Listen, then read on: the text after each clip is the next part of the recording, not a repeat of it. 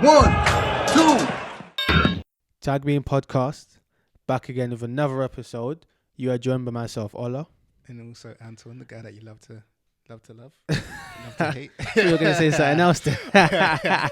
We were going to say something else there. Yeah, we are back with another episode. And today we are talking about paying it forward. Paid in full. Do you pay it forward? I pay in full. You pay in full? Yeah, I'm just being difficult right No now. What do you mean installments, yeah? paying in forward? Paying it forward. So I attended an amazing conference. It was the BYP conference in London. And it was a great event. It was about leadership, where it had panel discussions, guest speakers, workshops, yada, yada, yada. But the main kind of concept was around leadership and black leadership within the workplace, professional as well as personal careers, that sort of thing. And then I just kind of noticed there was a recurring theme. So there was a recurring sort of concept that was mentioned throughout a lot of the talks throughout the day. And it was about paying it forward. And what they meant by paying it forward was people had taken their positions in life, had remembered the people that had helped them to get into those positions, and were taking appreciation for that fact. And then more importantly, were paying that forward, meaning that they were taking that benefit that they were given and giving that to the future generation. So say if they had a mentor that helped them get to the level they needed, if they had a sponsor that helped them get to a certain, organization, they then took that and then went, this person has helped me. I'm going to pay it forward by helping these 4 children by being their mentors. Part as well, not forgetting where you came from. Not forgetting where you came from, doing their part for the community. And the part of that was by actually being at that event, being at the event, just having their presence there, giving to others, being mentors. On that day, David McQueen? Yeah. So he gained a new mentee. That classic question, hey, I got a question. What's your question? Will you be my mentor? He was that kind of, it's pretty much almost overplayed now. Yeah. And I just thought, here we go. But then he was like, I've got one more space left. Do you want it? She's like, yes. She came from Amsterdam just for the event as well. Wow. So it's like, you went in. He was like, okay, you know what? It's yours. But he just gave the real. He was like, gotta take your shot, people. Yeah, no, take your shot. And he was like, being a mentee it's not a walk in the park. And a lot of people. A mentor or a mentee? No, so being a mentee is not a walk in the park. Like, you're not just going to get given a mentor. You can't just normally just ask and it's just kind of given onto you and you take advantage. There are certain hoops that you might have to jump through. Yeah. So you spoke about that. But onto the kind of concept of paying it forward, I did want to ask you, how important do you think it is to pay it forward? Because some people, in all fairness, have established themselves by themselves. Do you know what I mean? Not everyone. Self-made. Some people kind of think that kind of concept of being self-made. So in that regard, say you're self-made, would you feel obligated? The word obligated. Would you feel obligated to pay it forward? So you've built yourself up. No one helped you. I feel obligated down to days. do it. No. Because I think if you're self-made,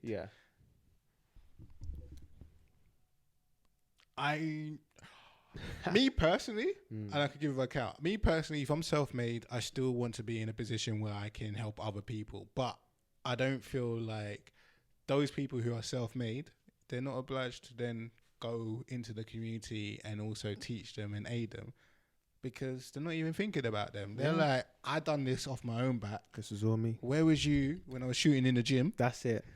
That's They're not around no more. That's it. That's literally it. And because I thought about it and I just thought, but what about the people who are self-made, who haven't had help, no handouts, no one was there, like you said, when they were shooting in the gym, no one was there with them. They're now established, and then people are like, hey, you're this super uber successful person. You didn't want to know me when I was just Tom. Yeah, I want to get involved. Yeah. Now you're Thomas the Great. I want to be involved. I know your name now. Yeah, literally. Help me. Couldn't get a retweet before, but now this person's on top. And it honestly just got me thinking, it's different for everyone. It's tough because I put myself in that position, assuming I've become self-made, I've established whatever business or whatever platform, done it by myself, couldn't get a help, couldn't get a retweet, couldn't get anything. I said help, couldn't get help. I meant, and there are people now sort of at my door kind of knocking and going, I want your help. Hi, stranger. Teach me what took you 25 years. Teach it to me in a year and a half. And I think ultimately it does depend on the individual. Because again, because David went on to, and he sort of spoke about how there are people in the industry that he knows that will not help anyone. They're keeping it close for themselves. Their mindset is, it took me 10, 15 years to get here. Why should I help you get there? This is my craft, and you expect me to just give it out just like that. Do you know how long it took me to refine this? Imagine this. Well, they say Einstein, it took him 1,000 experiments. Yeah, to then it was 1001, and that's when he became successful and worked out about the light bulb. Now, you're asking Einstein, you're like, yo, tell me, brother, what shortcut should I take in order to do the same success as you? He's probably going to be like, you know what? It took me a long time, and I think the best way for you to learn is the same way I learned, the hard way. And I think that's where it gets difficult, because to a certain degree, they are right. They're right in that, is it fair for you to acquire what has taken someone 10, 15, 20 years to acquire in a year and a half, if that, or just to be told it instantly? Because I relate it to the concept of money. Yeah. I'm working hard every day, grafting, busting my ass off, working like a dog to get a paycheck at the end of the month. And then my little cousin or niece or nephew or whoever it is like, hey, give me £50. Do you know how long it took me to get that? And will you appreciate the £50 as much as I will? Because I don't think you will. Yeah.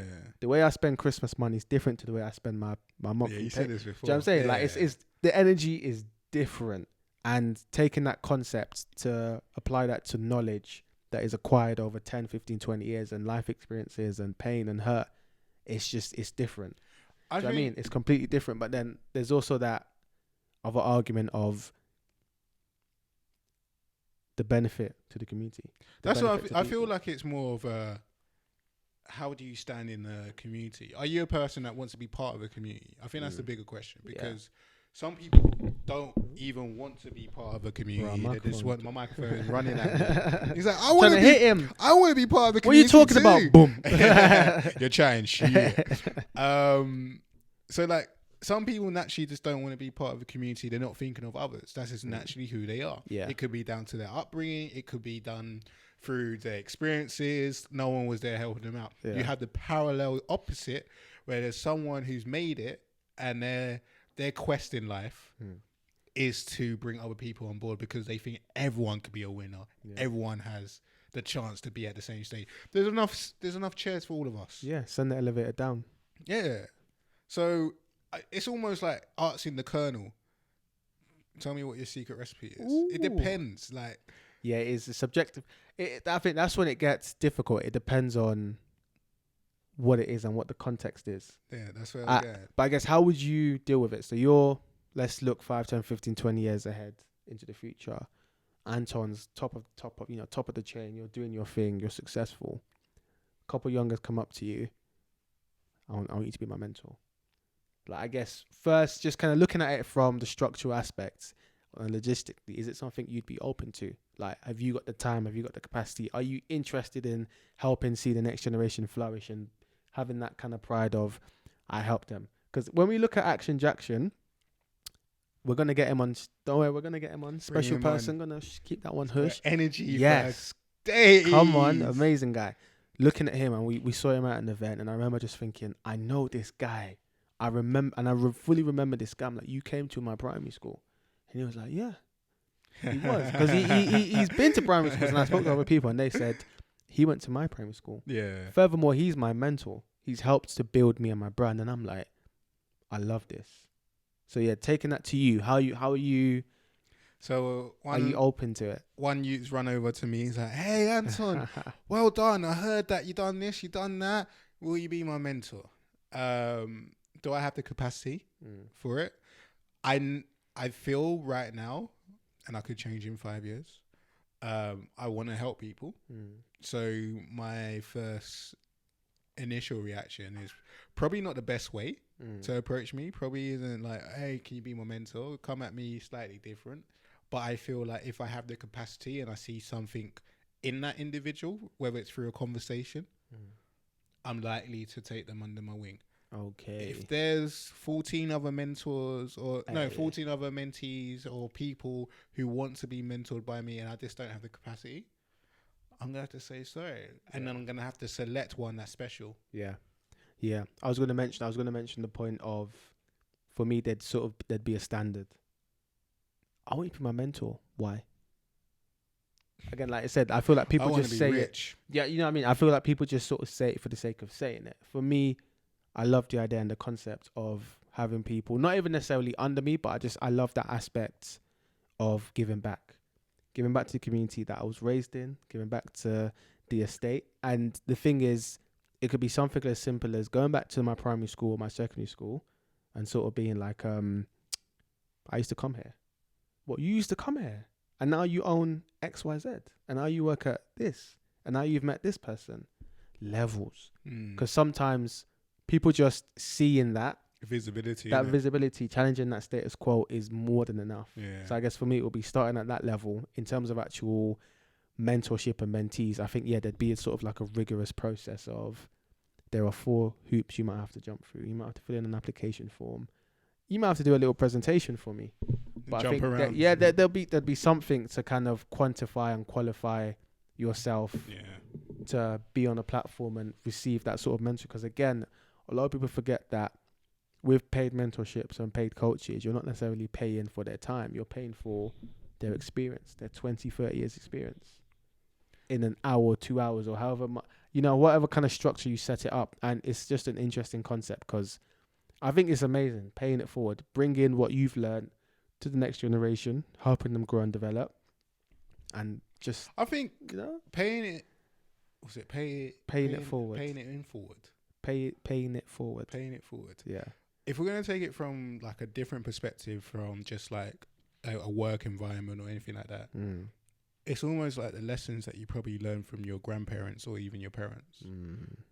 Imagine if your granddad taught you something so vital, so crucial to your life, something like time management. He told you the secret sauce. Yeah. People respect you when you respect their time. Yeah. And that was the sauce that he gave you. And then you're like, I ain't going to tell my pitney that. I ain't going to tell my kids that. There's something in your head that's like... That's a bit mad. You want to make the world just go into some... I don't know. I feel like that's just an evil individual. Yeah. So I struggle with the idea knowing that there is probably someone out there whose success is built upon having mentors, having people around them, supporting them all the time, to then getting to the point where even their mentors are saying, "Oh, it's time, Tim or Tom. It's time that you give back." And he's like, "Nah, screw that. I'm at the top now." But then again, in this Tim Tom's example, for him, like the point you mentioned, he might not have the time. And his value of giving back. No, he's just outright saying, "I've done my thing." Boy, you know what? Again, it's because he could be giving back by just donating to charity or giving back to his family. No, he's out here with his chest high saying he pays 10% tax. He's like, F the system. My accountant is on point. I'm practically not paying any tax. Them ones there. It is what it is. Kind of, because like, you know what can you say to that person? If they're on top, they're on a high. Who is anyone to say, hey, you need to, do you know what I mean? There isn't that. His partner, please. Obligation. Boy, partner's begging him. Nagging him. There isn't that obligation or forceful, you must do this. That's true. I feel that people who have, because a really important point was mentioned, and I think it's worth sharing, is that humans, we have a natural inclination to want to help. Yeah. But I think for a lot of people, it is, and it should be, people want to help others that are willing to help themselves. Do you understand? And I think that's like one of the underlying concepts of it for me anyway. Kind of thing. It's like, I'm willing to help you, but you're at least gonna... That phrase alone. Do you know what I mean? Like that's what I'm going through right now. I mean? Like I'm watching people. No, it is what it is. Like, and they're like struggling, but they come to me for some help. And I'm like, but what are you doing to... What's the starting point? Change your situation. I'm willing to help you, but you got to come prepared. They got to do, for me, and like... I think that ties into it perfectly. Your mentee as well. Precisely. Make that initial step. You want me to teach you about how I've learnt things. I've learnt from these books. Have you read the books? No. That's the starting point. Help yourself. Get the knowledge that I've gotten, and then I can at least show you how I've applied that knowledge. Learn the But the first step is to take that, like you said, and I can relate to that, where I know people who will tell me the same story about their relationship or Jeez. their finances over and over again. They ask for support or advice or guidance. You give it to them. Did you use what I said? No. Did you take any concept or any aspect of what I said or what others have said around you? No. So where do we go from here? Like, what do you know what I mean? Even just away from mentor-menteeships, obviously, like we've said, this can relate to friendships and families and relationships. And it's like, take this basic concept and at least use it first. That's triggered a part of my brain. That very sentence that you said.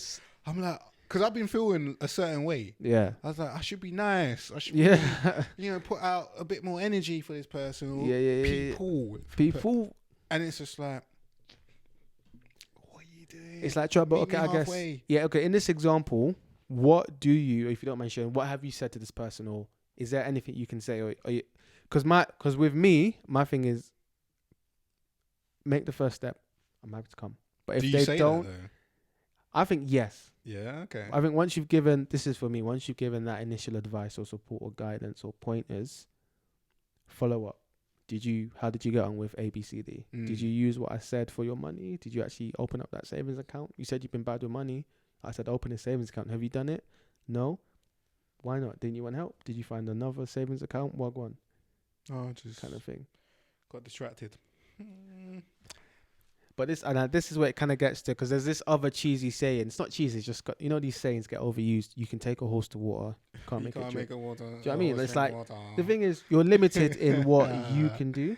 Yeah. And you've got a finite amount of energy and resources, and you got your own shit to deal with. Is the reality. So why should you put all your energy to help this person when they're not willing to help themselves? Kind of thing. Like, I'm gonna do my thing. I've given you, the support and guidance that I think I can give. You can take it, if not. But then with some people, they can only be reached a certain type of way.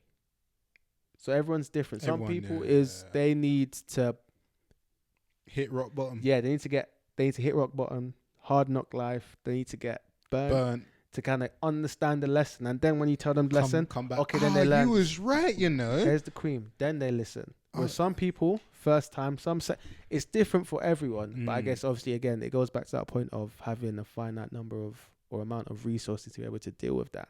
Can I really deal with someone who has to kind of go broke, get a CCJ for them to understand? Hey, you need to save. Wow. Do you know what I mean? Like, some people are just extreme. Yeah. And the things about I think for me, it's about thinking about whether or not you have the energy and time and the willingness or patience to see it through. Because it's different for everyone. Like, I don't know how you are, but for me, I'm like, I've said it a couple times. I'm good. Like, you do you kind of thing. I'm slightly different. You're different. Because I've been through that stage of like, I don't want to say shouting, but I feel like I'm shouting. Yeah. When I'm giving advice and they're not taking it. It's just me going, oh, maybe you should try this. But to me, I feel like I'm bombarding them. I'm constantly just advising them what to do. So now I've got to a point where I don't give advice unless asked. Yeah. So I don't give unsolicited advice because I feel like it falls on deaf ears. But do you feel some people are missing out? Of course. But I put myself in a position of just listening now. So, okay, your situation. So what you thinking of doing that? Or doing about that situation? So when you going to do it? Don't ask me questions like that. I was just going to ask you, when was you going to do it? All right, I can't help you now. And that's where I'm literally getting to now, where that's people are just shooting it down from a challenging question. And that's where I'm just like, okay, all right, cool. But you know, it's that uncomfortable element though, isn't it? Oh, hell yeah. This the thing is because we have this, we as humans tend to have, not all humans, but we found that a lot of humans tend to have, with ostriches, when there's danger, or when they don't want to deal with something, they put their head underground. And we tend to have that same trait as well. That instant response. It's just that I don't know how to deal with this, or I don't want to deal with this. Boom. Shut. And I've been reading a lot, and a lot of what I've been reading relates to us dealing with our negative emotions, because it links to procrastination. And it kind of talks about how when we have to deal with something, do a task at work, or deal with something that's difficult, if we don't have complete control of our negative emotions, if we can't fully manage our negative emotions, that's where that, I don't want to deal with the challenge, I don't want to hear it, I want to dig my head underground and just wait till it blows over. Do you know what I mean? And it works. It has worked in the past for us as humans, which is why we still have that as a trait. But again, thinking long term, logistically, it's probably not the best solution, is it? It's not really going to solve your problems if you just run and hide. Because at some point, you're going to have to face the music. Hella cliches in this episode, but it is what at some point you're going to have to face up to the music. You know what I'm saying? Like Bare quotes. Hella quotes. Social media is going to be popping this week, but again, it's difficult. And when I learned that, I was like, because for me it was a big revelation of like, okay, that's why I didn't do it. I avoided doing that report because it's long and it's tricky and it's long. And I don't want to have that emotional feeling, so I avoid it. But I'm like, okay, if I learn to manage this emotion and think over it, then I'm like, okay. Can be done. But I think for me, I had to understand that. And a lot of people just procrastinate because they procrastinate. Then it becomes a habit. That's the thing. It becomes a habit, and then it's just part of their routine. But I'm like, okay, wait, why do I keep avoiding doing that? That's really important. I need to do it. Why am I avoiding it? Oh, it's long. It's hard work. It's tough. It's extra. It takes X amount of hours. Negative emotions. How do I manage that? Why am I doing it in the first place? What's the importance of me having to do it? Doing it because this is my job and kind I get paid for it. Thinking about the consequences. Okay, what happens if I don't? What happens if I do it now? Okay, I get to chill after. Let's go. It's just having that understanding, and it's interesting things like there's the articles I've been reading sometimes, man. Read hella articles. Hella. Have you ever had a mentor? Have you ever had someone that's kind of paid it forward to you, whether that be resources, time, money, knowledge, tips, tricks? I wouldn't say I've had a official mentor of any type. Yeah, not a direct one. Yeah, I've had people that I can turn to in times of like needing expertise in a certain area. Yeah. So, education-wise, so I could say like for work, I was able to turn to one of my managers who kind of like spoke to me, told me about potential paths and all this other stuff. So in a way, a mentor. Yeah. But not officially. Yeah. What about yourselves? I guess, let me even try and think. It's quite similar. As I've had indirect mentors. So through listening to podcasts, reading books, your Tim Ferriss's, or whoever else, they mention all these. Talk about that. I've got bare mentors. Yeah, hella mentors. I don't talk to them, but they talk to me. They definitely talk to me. But no, apparently that is actually probably one of the best ways, because apparently that they still count as. So there's another cheesy quote. There's this saying of, you're the average of your 5 closest friends. Well, apparently, or the people you spend your most time with, apparently, if you read certain books by people and listen to podcasts and you're still podcasts, subliminal. Then you've got a great average of 5 closest friends because you've got us on board. Yes. wink, wink. But if you kind of take that in, they still kind of count as that 5-person average. And I kind of use that as my yardstick because, again, listening to podcasts, reading books, you're absorbing all this information, you're taking on it, you're applying it. Yeah. So I guess I've had indirect mentors in that sense. I think going forward, now I would say I've got a fitness coach. I'm doing like this fitness program where you kind of lean out, and it is working, and it relates to accountability. Having someone there to, like you said, challenge you and say, have you done this at this time? Have you stuck to your food routine? Have you stuck to your nutrition routine? Have you stuck to your gym regime? Have you stuck to your number of steps a day? Have you done, drank your daily water intake? And it's all these things. Have you been strict? And knowing that I have to meet or speak to this person or have a email check-in every week, every Monday, I know that I got to be on job. I got to stay focused. And from that, and it's only been a limited time, I've understood and seen the importance and the power of having that mentor or that coach or someone there to be like, look, it's not that way. If you want this is the way. It's gonna get ugly. It ain't gonna feel good. But if that's what you said you want it, right? Come on. You said you want it, right? You dig deep. That's the way. It's gonna take you this long, roughly. Let's go. Yeah. We ain't playing. This ain't a game. Let's go. Put the chocolate down. Let's go. And it's good because I think mentors, and I guess bringing in that term coaches, they just give you complete perspective. This is the way. This is the reality. Forget all that sugar-coated stuff you'll see on Instagram. If you want this lifestyle, this is what you have to sacrifice. And I think for me, that's quite a very important thing to factor in. Yeah. It's all good and well wanting the Range Rover, wanting the chains, the house, all that stuff. I think one thing that gets overlooked because of the social media, comparison engine is the sacrifice that needs to go into making videos. This podcast itself, we had a conversation before. We know how boy, you best screenshot that. Like, it's not. What time is it? It's coming close to 10 p.m. We've been there since 6? 10 p.m. on a Wednesday. Like, it's people don't always see the outside aspects. They hear the recording from start to finish, but there's a lot more that goes on, and I definitely think it's important to have a mentor to give you that realistic picture of what really goes on in whatever you're trying to do, whatever aspect or avenue or area you're trying to get into. Even if it's just to have a mentor for a day, have a consultation. What's the reality like? What am I really going to be dealing with? What things should I be aware of, just to get a full picture of what it is? Because tell them it's not easy in any aspect. Man's just like, look at my face. Man's just like, look at my face at all. Give them that zoom in on the face. It's not easy. Look at the emotions. You can hear the emotion in my voice. You can hear it in I the love bass. it though. Yeah, like you enjoy it and you learn to love it, and it's just I think it's just important to. But it's like Marmite. Yeah. Love and hate.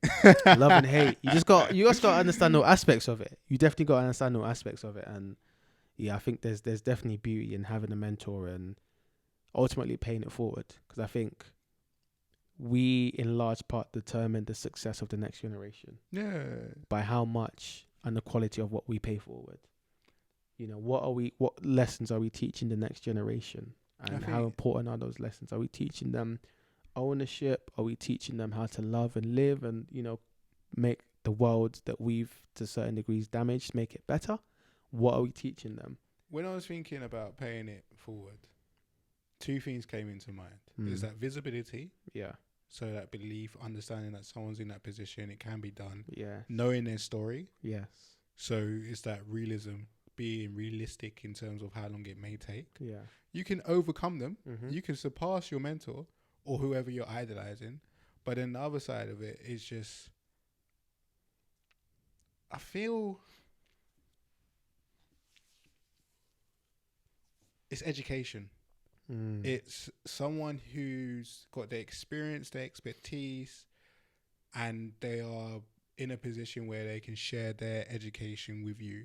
Because I feel like the one thing that enables people to move forward is education. 100%. I see it as like a fuel, a petrol. Yeah, facts. If you don't have the information or the knowledge or the education, you could be just wasting your time. Mm-hmm.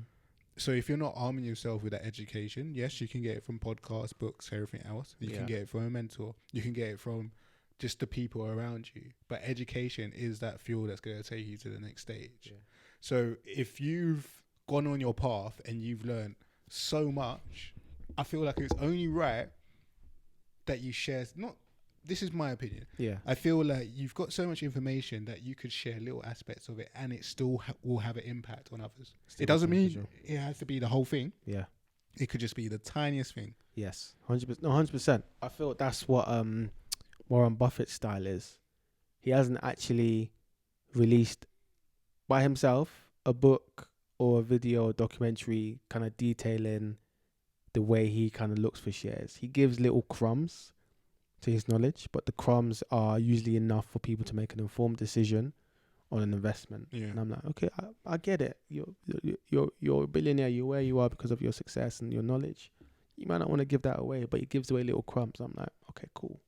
Appreciate that. And people wait every year. Them Hathaway, Berkshire Hathaway, to watch his live stream. Yeah. To see the email come out for some gem. Boy. And if you're telling me he's giving crumbs, but everyone who's kind of big in the game, they lap it up. They're like, oh gosh, but I ate the crumbs because he spoke about the S&P 500, and I'm like, yeah, I'm there.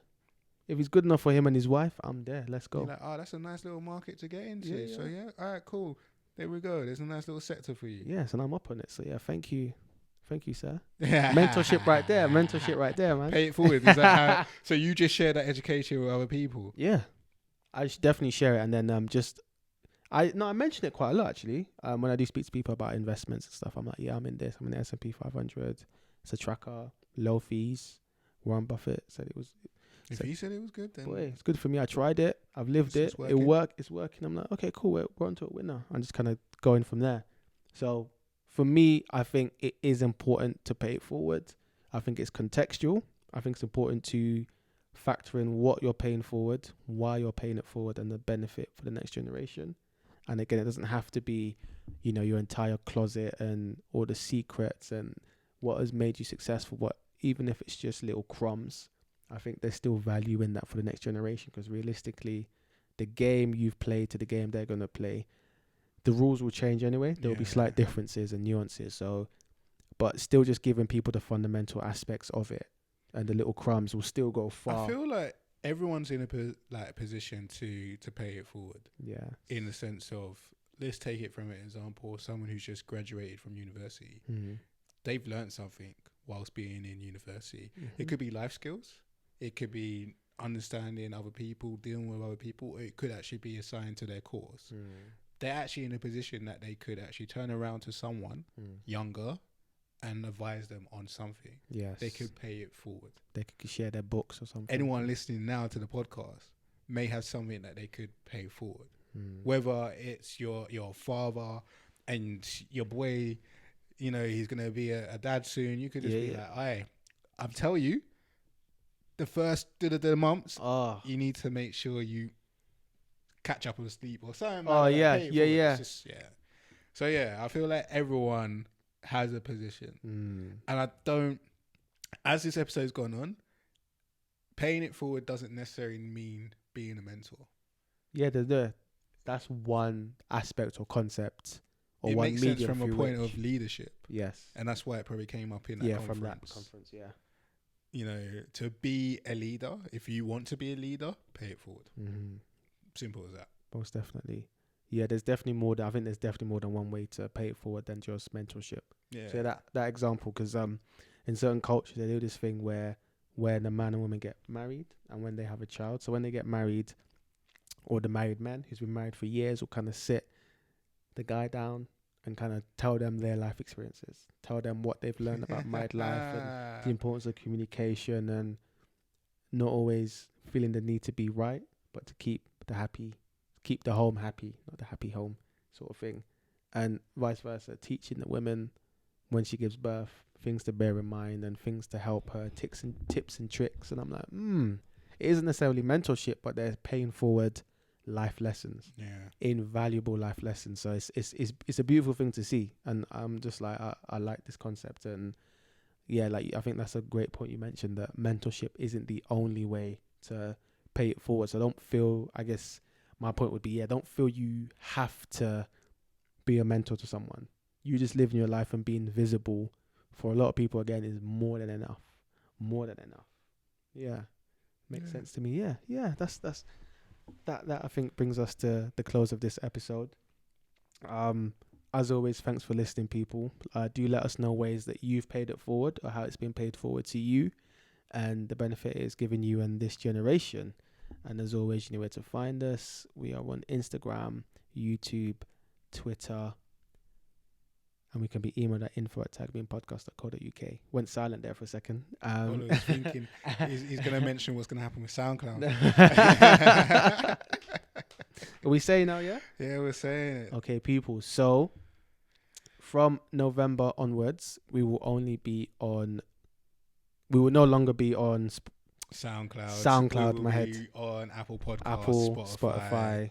I can't think. I was going to say iTunes, but that's Apple. Innit? Yeah, Stitcher, all the others, but we will no longer be on SoundCloud platforms for podcasting. But that is correct. We're slowly going to be removing ourselves from SoundCloud. That is correct. But as always, guys, thanks for listening, and that is us out for this episode. Peace.